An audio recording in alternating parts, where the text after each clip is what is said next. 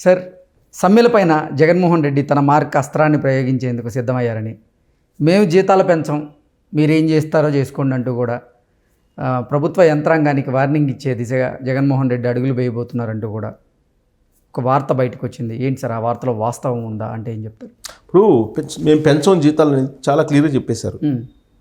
చెప్పిన తర్వాత కూడా వీళ్ళు సమ్మెలు చేస్తున్నారని అంటే సమ్మె మీద జగన్మోహన్ రెడ్డి ఏ విధంగా రియాక్ట్ అవుతారు అనే దాని మీద ఇప్పుడు అందరూ వేచి చూస్తున్నారు.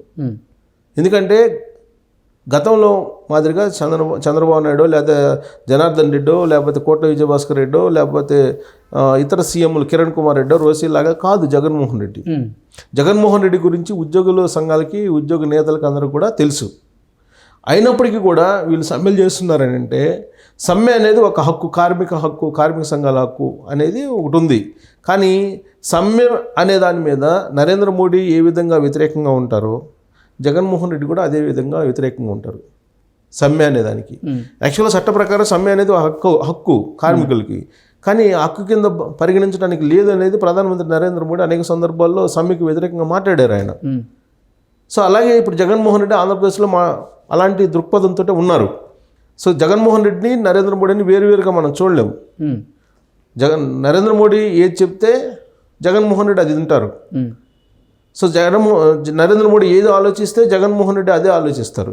సో వీళ్ళిద్దరిని వేరువేరుగా చూడలేము. పైగా వీళ్ళకి రాజకీయపరమైనటువంటి సంబంధంతో పాటు రాజకీయేతర సంబంధాలు కూడా ఉన్నాయని చెప్పి జగన్మోహన్ రెడ్డి చెప్తున్నారు. ఇంకోటి ఏంటంటే నేను అసలు కేంద్రానికి కానీ నరేంద్ర మోడీకి కానీ అమిత్ షా కానీ తెలియకుండా నేను ఏమీ చెయ్యనని చెప్పి తొలి రోజుల్లోనే జగన్మోహన్ రెడ్డి ముఖ్యమంత్రి అయినప్పుడు చెప్పడం జరిగింది. కాబట్టి అటు కేంద్రం నుంచి ఇటు రాష్ట్రం వరకు ఒకే పందాలో వెళ్తూ ఉన్నాయి. ఇలాంటి పరిస్థితుల్లో సమ్మె అనేది అసలు ఆంధ్రప్రదేశ్లో పనికిరాదు, సమ్మె అనే పదం అసలు ఉండకూడదు అనేది జగన్మోహన్ రెడ్డి యొక్క ఆలోచనగా చెప్తూ ఉంటారు వైఎస్ఆర్ కాంగ్రెస్ పార్టీకి సంబంధించినటువంటి వాళ్ళు. సో ఉద్యోగులు మొదటి నుంచి కూడా ప్రభుత్వాన్ని నడిపేవాళ్ళు, ప్రభుత్వాన్ని మేమే పడగొట్టగలం, మేమే దించగలం అనే స్థాయికి వెళ్ళారు ప్రభుత్వ ఉద్యోగులు. అలాంటి ప్రభుత్వ ఉద్యోగులు కొమ్ములు విరిచేసినటువంటి ఏకైక ముఖ్యమంత్రి ఎవరైనా ఉన్నారంటే జగన్మోహన్ రెడ్డి. ఇప్పటి వరకు ఆ సాహసం ఏ ముఖ్యమంత్రి చేయలేరు, ఒక జగన్మోహన్ రెడ్డి మాత్రమే చేయగలిగారు. ఓకే. సో ఆ సాహసాన్ని ఇప్పటివరకు ఉద్యోగులు ముఖ్యమంత్రి ఎవరున్నా సరే ఆడిచ్చేవాళ్ళు. పిఆర్సీ అని, లేదంటే అరియర్స్ అని, లేదంటే మాకు జీతాలు పెంచండి అని, లేదంటే మాకు జీతాలు రాలేదు అరియర్స్ కావాలని, డిఎల్ కావాలని, కరువు బత్యం కావాలని, ఇట్లా రకరకాలుగా డిమాండ్లు చేసేవాళ్ళు గతంలో. ఇప్పుడు డిమాండ్లు ఏమైనా కనిపిస్తున్నాయా జగన్మోహన్ రెడ్డి హయాంలో? ఫస్ట్లో చేశారు, అందరు సీఎంలాగానే బెండ్ అవుతారని చెప్పి అనుకున్నారు, కానీ తోకలు కట్ చేసేసి పక్కన పెట్టారని ఇప్పుడు ఉద్యోగులు అనుకుంటున్నారు, మనం కాదు. తోకలు కట్ చేసి పక్కన పెట్టేసాడు జగన్మోహన్ రెడ్డి అనేది ఉద్యోగులు అనుకుంటున్నారు. అందుకే ఉద్యోగ సంఘ నేతలు ఎవరు కూడా బయట రావట్లా. ఎందుకు రావట్లేదు? ఉద్యోగ సంఘ నేతలు అందరూ కూడా ఒకే వేదిక మీదకి వచ్చి జగన్మోహన్ రెడ్డి మీద పోరాడారు తొలి రోజుల్లో. ఎవరెవరు? చల్లా శ్రీనివాసరావు, సూర్యనారాయణ, తర్వాత వెంకటేశ్వర్లు, బొప్పరాజు వెంకటేశ్వర్లు, వీళ్ళంతా ఒక వేదిక మీదకి వచ్చి అన్ని రకాల సంఘాలలో ఒక వేదిక మీదకి వచ్చి ఒక పోరాటం చేశారు. పోరాటం చేసిన తర్వాత జగన్మోహన్ రెడ్డి చూసి ఒక దెబ్బ కొడితే, ఒక అస్త్రాన్ని విసిరితే చల్లా చెదురయ్యి ఇప్పుడు ఒకరికొకరికి పడినటువంటి పరిస్థితి.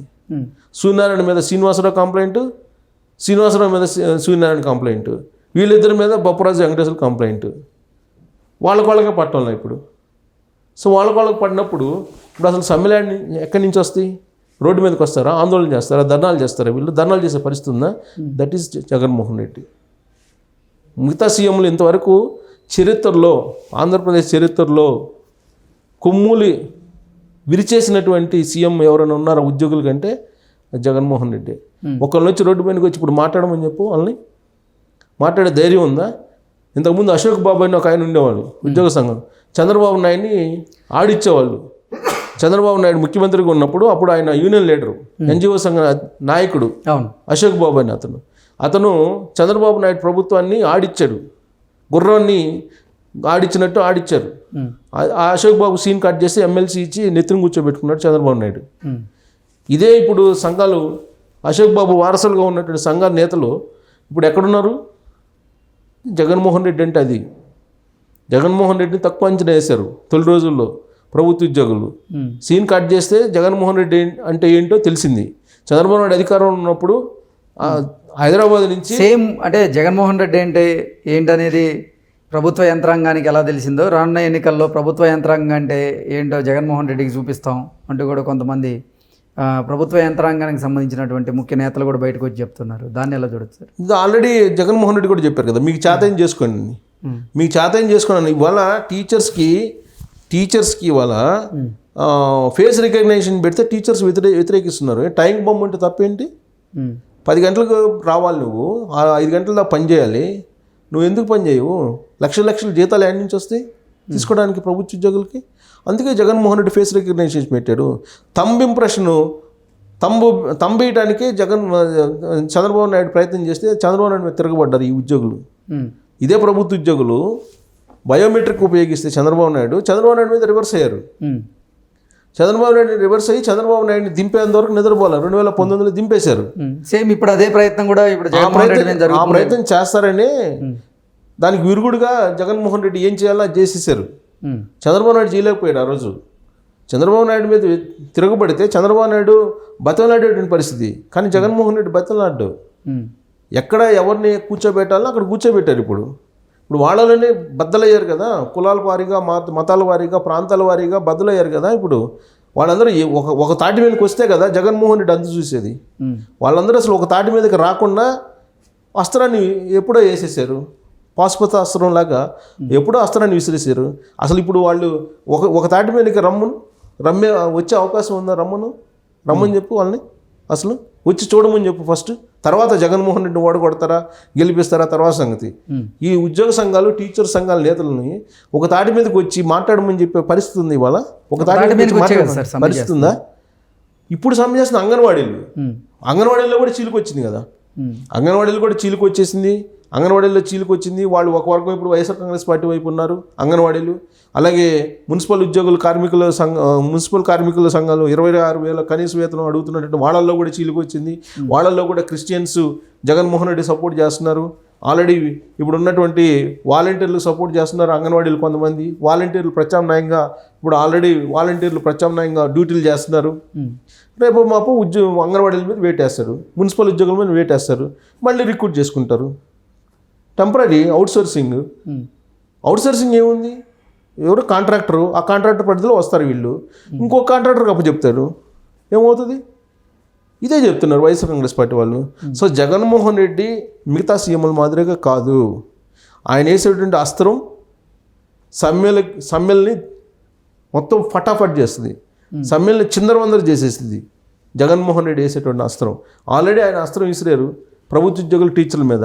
ఇప్పటి వరకు ఒక తాటి మీదకి రాకుండా విలవిల్లాడుతున్నారు వాళ్ళు. ఇప్పుడు అంగన్వాడీలు వంతు వచ్చింది, మున్సిపల్ ఉద్యోగులు వంతు వచ్చింది, వీఆర్ఓలు వంతు వచ్చింది, వీళ్ళందరూ వంతు వచ్చింది. వీళ్ళ మీద కూడా ఒక అస్త్రం వేశారు ఇప్పుడు. అందుకే డెడ్ లైన్ పెడుతున్నారు, వాళ్ళకి డెడ్ లైన్ పెట్టేశారు ఆల్రెడీ.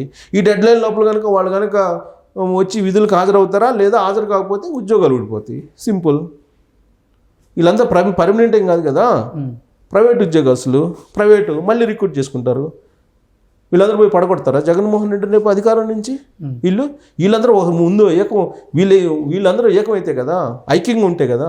వీళ్ళు ఐక్యంగా ఏడున్నారు? కులాల వారీగా, మతాల వారీగా, ప్రాంతాల వారీగా విడిపోయారు అంతే. వీళ్ళందరూ ఏకం కారు. ఇప్పట్లో అయ్యే ప్రసక్తి లేదు. అది జగన్మోహన్ రెడ్డి అస్త్రం అంటే. సో ఇంతకుముందు సీఎంలాగా ఆడుకుందామని చేశారు. జగన్మోహన్ రెడ్డి ఇప్పుడు వీళ్ళతో ఆడుకుంటున్నారు. ఇప్పుడు వీళ్ళందరినీ ఐక్యంగా ఒక వేదిక మీద రమ్మను. అప్పుడు కదా జగన్మోహన్ రెడ్డి ఓడికొచ్చేది.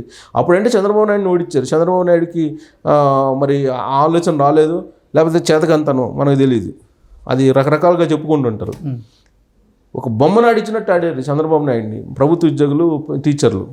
ఇవాళ ఆడించమని జగన్మోహన్ రెడ్డి తెలిసింది కదా. వీళ్ళు మేము తలుచుకుంటే దించుతాం, మేము కదలుచుకుంటే ఎక్కిస్తాం అని చెప్పి అంటున్నారు కదా. ఇప్పుడు దించమని జగన్మోహన్ రెడ్డి దించడం కాదు, ఇప్పుడు వీళ్ళు కోరేటువంటి కోరికలను నెరవేర్చమని చెప్తున్నారు కదా డైరెక్ట్గా. ఇంతవరకు ఏ ప్రభుత్వం కూడా ఉద్యమాలు ధర్నాలు చేస్తుంటే పిలిచి మాట్లాడి వాళ్ళని ఏదో నచ్చజెప్పే ప్రయత్నం చేసాయి. మేము ఇంతకన్నా ఇవ్వము అని చెప్పిన గవర్నమెంట్ ఎప్పుడన్నా ఉందా? ఇంతకన్నా ఇవ్వము, మీకు చేతనం చేసుకోమని చెప్పినటువంటి గవర్నమెంట్ ఉందా? జగన్మోహన్ రెడ్డి గవర్నమెంట్ ఉంది. That is Jaganmohan Reddy.